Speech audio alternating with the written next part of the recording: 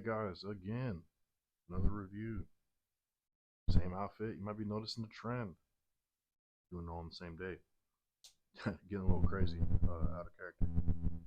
But yeah, this is my AI, Aero Precision International. Uh, yeah, this is my AI. It's just an Aero Precision Solus. It was a full build. Chassis in my office. I bought it from a gun store when I was stationed on Bragg. Um, for what, 2 years ago? And here recently, I've been waiting on Air Precision to drop the folder. What I'm about to tell you is a first world problem. It's a spoiled white girl Starbucks drinking Ugg boot wearing problem. All right, I'm not happy to admit it, but I did it. Okay, so don't hate on me, or do, fry me in the comments. I don't know. It'll just help the algorithm. I don't really care. Just being transparent with y'all. So, bought this Aero Precision Solus with your boy's own money, hard-earned money. And the rifle shoots great. Again, as per usual, nothing on here was given to me. I bought it all myself. But yeah, I've been waiting on Aero Precision to drop the folder. Their Reddit, whoever their Reddit page manager is, was like, yeah, it's going to come out next quarter. And I was like, cool. I can wait up to 3 months for a folder because I don't need one that bad. I just want one. 2 years go by. Still no folder. So I was talking with my buddy online, 1000 Ships, aka Iceman, if you follow him on Instagram, or Cold Coffee Man. And I was like, hey man, I'm thinking about buying a Terminus Action and put it in an AI chassis. He's like, dude, that's a fucking sick idea. So I was like, yeah, I'll start with the Action first because I already have a Remington 700 footprint, and the Terminus is a Remington 700 footprint. I was like, hey, let's get two birds with one stone, and I can use the chassis while I'm either deciding that I do want to buy the Terminus or while I'm saving up to buy the Terminus. I was like, it's the best of both worlds. I'm right in the middle, so I'll go that route. But anyway, I bought this AI chassis because it had a freaking folder. Okay, coming full circle on why on the Aero Precision one, right? But yeah, this AI chassis has the folder. So I spent $2,000 to fold my chassis. Not proud of it. I do make dumb purchasing decisions. I am human. I like guns. Just being honest with y'all, not proud of it, but I did it. Okay, that's where we're at. But we're just now getting to this. Blast in to ass in. We have my second Thunder Beast Magnus. This one's in black, BBC.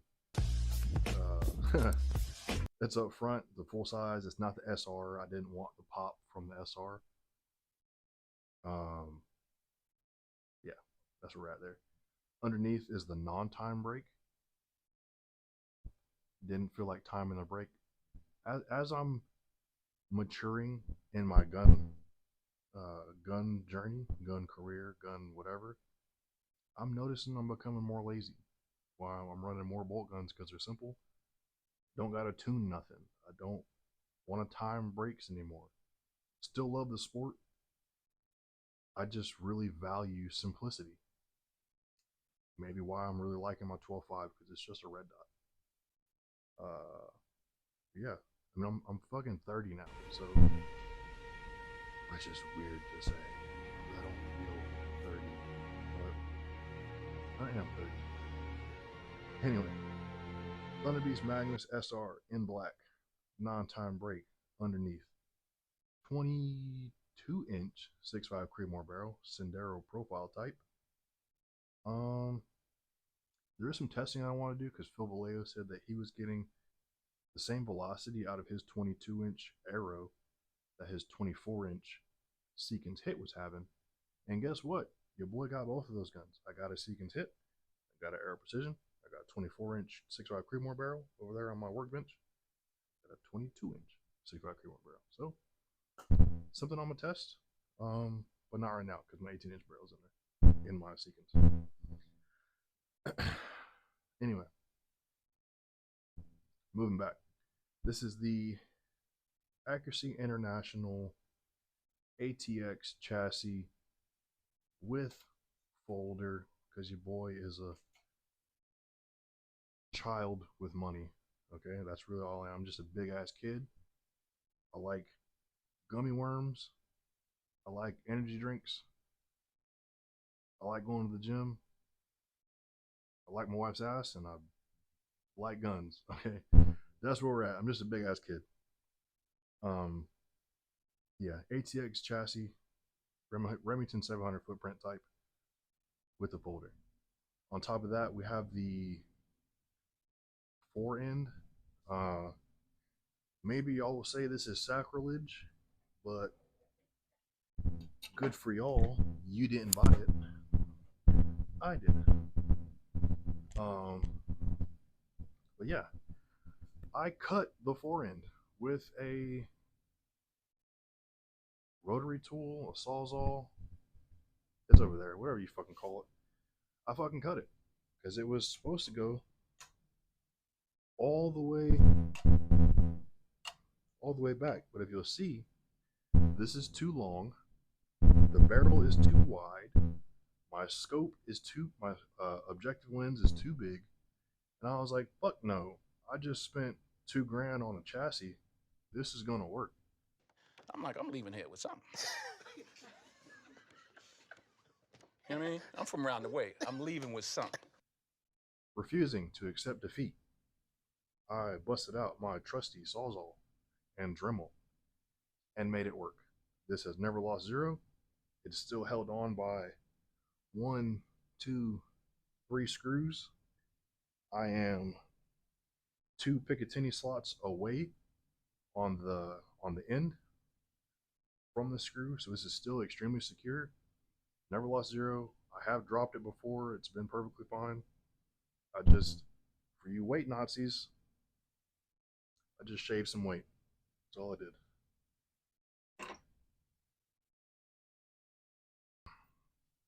But yeah, that's the fore end or the night vision bridge, whatever you call it. Since the Aero Precision does have a 20 MOA integrated rail, I did buy the 20 MOA Picatinny attachment for the fore end itself. But the OCD in me doesn't like it. I'm not going to spend any more money on it. I'll tell you what, because nothing in the clip-on is obscured or cut off. I still get a full picture when I'm behind the optic. As you can see, though, it just doesn't line up. The day optic is canted down. It seems like the clip-on is parallel with the rifle. The zero is still perfectly dialed in. It's still fine. It's still on. It's still a tag driver. It just looks wonky to me. I don't know about y'all. Let me know what you think. That's where we're at. I don't know if I like it, but it does work. Moving back. 4.5 to 27 Razor HD EBR 7C. Bought this from my boy Captain Price. I needed an optic anyway. Win-win for both of us.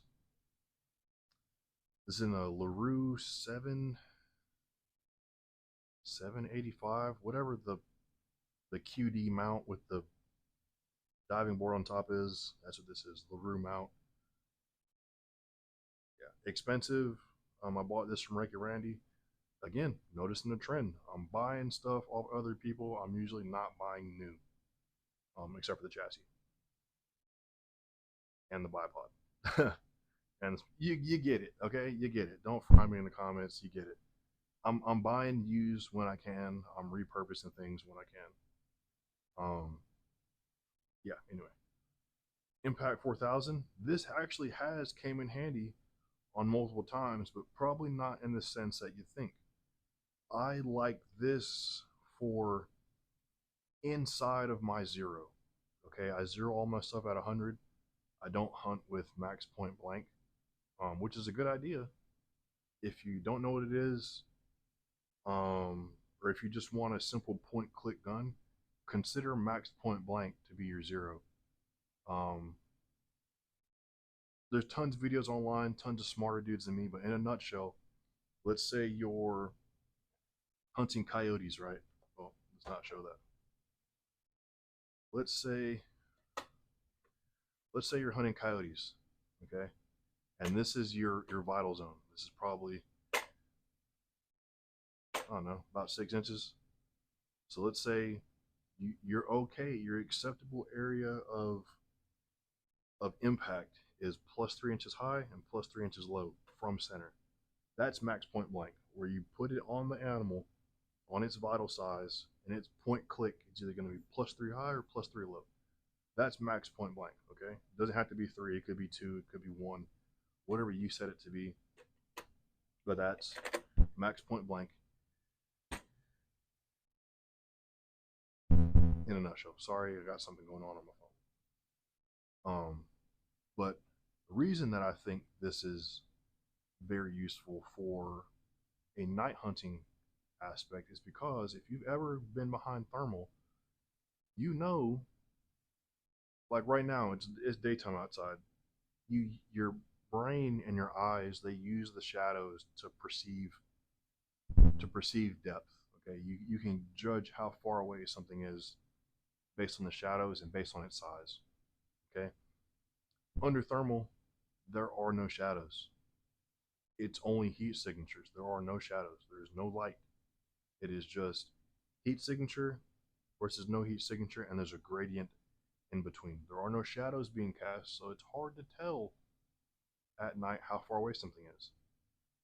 Um, and while yes, I am out killing stuff, as inhumane as that might seem to the left, or not to get fucking political, because this channel is not for that. Okay, but in the grand scheme of things, in the grand scheme of killing, okay, if I'm gonna put a round on you, okay, and it's supposed to put you in the dirt like that, I want the round to go where I want the round to go. Last thing I want to do is hit 3 inches low on the heart, and now that animal is sitting there suffering, bleeding, running away because it's adrenaline dumping, and I can't finish the animal. So I find this extremely useful. Yes, beyond your zero, because that's equally as important, putting the animal down in a far distance. But I want to know when I am inside of my zero, I put that animal down like that. I do not want to hit the animal low. I've done it before and I felt fucking terrible. Okay. Yeah, I have a lot of kills. I kill a lot of animals, a lot of predators. But the one time that I shot an animal low, I shot a coyote. I want to say it was at like 30 something yards, and all of my bullets were impacting low. It was the same night. I talked about it in another video. It was the same night I was hunting with OTMs. Uh, all of the bullets were zipping through him low. They were all hitting low on the chest. The bullets were still rising. Okay, and I forgot that I was inside of my zero. Um, and the bullets hit him low. Not proud of it. Uh, but yeah, that's what happened. I'm just being transparent with y'all. So that's why I have this unit. If something is inside of my zero, I will know. I will know it because it's hard to look at an animal not justifying what I did at all. But for those of you that haven't night hunted yet, it's hard to look at an animal and be like, that's a full grown coyote. That's a baby coyote. Because you're trying to judge the distance, you're trying to judge its movement, left, right, or to you or away from you. There's a lot of things that your eyes see the Mark 1 eyeball, There's a lot of things that the Mark One sees that thermal can't see. Okay, especially at distance. So I don't know. There's that. That anyway. That's what I use this for. Really, is if I think you're inside of my zero, I'm gonna laze you. I'm gonna laze you, and I'm gonna know because I want to account for that added elevation if I need to. Okay, that's really all this is for. Yes, it's heavy, but I'll carry the weight of this to make sure that I put you down in one round and you don't suffer. That's why this is here. Okay. Enough about that. Same as my Seekins Hit video. If you haven't seen it, go watch it. I run accurate mags just because they were on sale when I bought them. Yes, they're expensive compared to P mags, which I do have. I do have P mags, which feed perfectly fine. Nothing wrong with them. I just wanted some metal mags to say I had metal mags to get some experience behind metal mags. So I got metal mags. Okay. Accuracy, or not Accuracy National. Aero Solus is 60-degree bolt throw. I really, really like this. I don't know why this is not standard, because the Seekins M2 is a 90-degree bolt throw, which I do not like. I should have added that to the list of things I don't like about the Seekins, but they fixed it in the M3, so kind of the reason to talk about it. But the Aero Solus, I mean, this thing is older than the Seekins, and this came out with a 60-degree bolt through. So, really like it. And the 60-degree bolt throw allows you to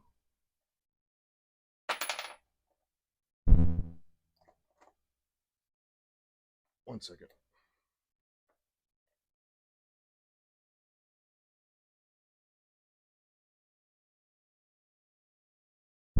The 60-degree bolt throw. Yes, this is a live bullet. I don't want to hear it. Safety's on. The 60-degree bolt throw allows you to do cool stuff like this. You can't do that with a 90. And I just caught the round on the fly. Okay. Thought it was a fluke. Boom. Well, third time's a charm. But you get it. 60-degree bolt throwers allow you to catch the bullet like a cool Instagram sniper guy. Okay? You can't do that with a 90. Moving back. This is the Ergo Grip. No homo. Again, if you know me in real life, you know I'm not this fucking weird, but maybe I'm just shedding camera shyness. Maybe I'm this weird. I don't know. The Ergo Grip fills up your hand. What do you mean by that? No homo, okay? Or homo, do whatever you want. I don't care. I don't judge. The Ergo Grip fills up your hand in a weird, secure kind of way. I don't know. I don't dislike it. I don't hate it, but also don't like it, if that makes sense. Really, what I don't like is this hinge part. There's kind of like no good place to put your thumb, because if you put it here, and this is what latches onto the hinge. This is what secures it. So that little nub secures the hinge so it doesn't flop around. But the hinge itself gets in the way of your thumb. So there's not really anywhere safe, not safe, but there's not really anywhere comfortable to put your thumb, but it does work. It's not terrible, it's just not the greatest, I guess, if that makes sense. It's like a 7 out of 10 on ergonomics, but I'm definitely not gonna wrap my hand around just to come around the racket to go back. That's too slow. Not gonna do that. Moving back, there is and I didn't mention it on the Seekins, but I'm sure you saw it. It's adjustable height of cone or adjustable length of pull. I did buy the.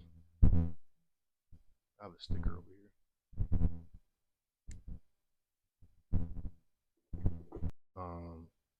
G. Canoyer or Greg Canoyer has a video on his YouTube. So just take a screenshot, Google Lens this. It'll bring you to the bag rider underneath. But yeah. Greg Canoyer on Full Circle Reloading has a video where he talks about his 16-inch 308 Accuracy International, and apparently he helped develop this.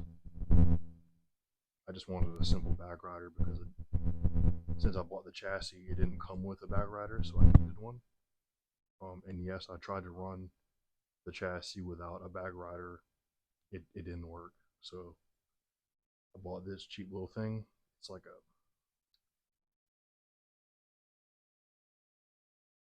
I forget. Look at Greg's video. I'll try and find a screenshot of it. Full Circle Reloading 16-inch 6.5 Creedmoor video. He talks about it in the very beginning. That's what this bag rider is. It's simple, it's small, it's snag free.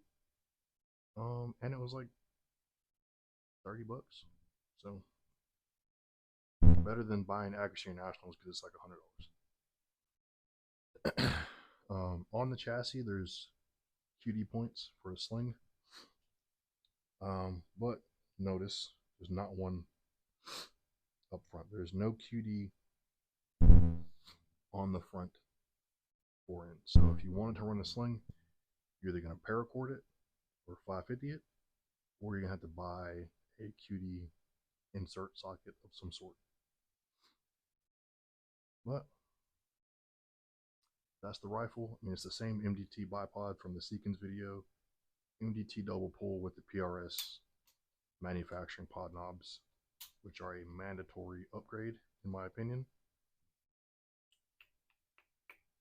MAH50, again, I've already gone over it.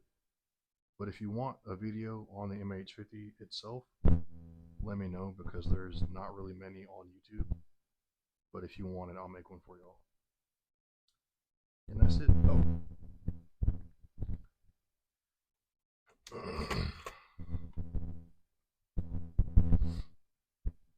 This is the ammo that I'm shooting. 100 grain Hornady Tap Urban. Really just because I'm a cop and I have access to this ammo now. And if you're prior military, you can get the ammo too, I believe. Don't quote me on that, but I know for a fact that with my law enforcement credentials, I just go on Mile High, send them my police ID, and order ammo. And that is where all of that ammo came from. All from Mile High. Okay? So, if you got any questions, let me know. I mean, that's the build. This has taken probably about 5 coyotes now and a couple bobcats. Definitely not as many as my Seekins hit. The Seekins hit, dude, probably has double digits on it. Probably about pushing 50 kills, 60 kills, maybe even 70. I don't know. I just stopped counting. Matter of fact, y'all just come in my office.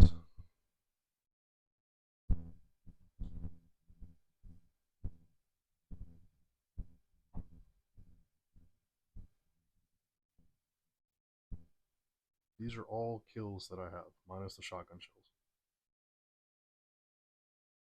Okay. So, take it for what it's worth. They're pretty much all from the Seekins. And that's just a little military history that I have. Queen. We married 11 years this year. Was bullshit challenge coins and airborne wings. Yeah. If you got any questions, let me know. Don't judge my office because it's dirty. And that's the build. That's the gun. Basement's under construction. Don't hate. Okay. But anyway.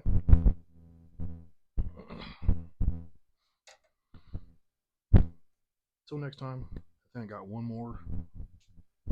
two more videos now, so I might get more delirious as time goes on. Okay. This is 3 videos deep, and I'm getting weirder as they go unintentionally. So subscribe, like the video. Peace.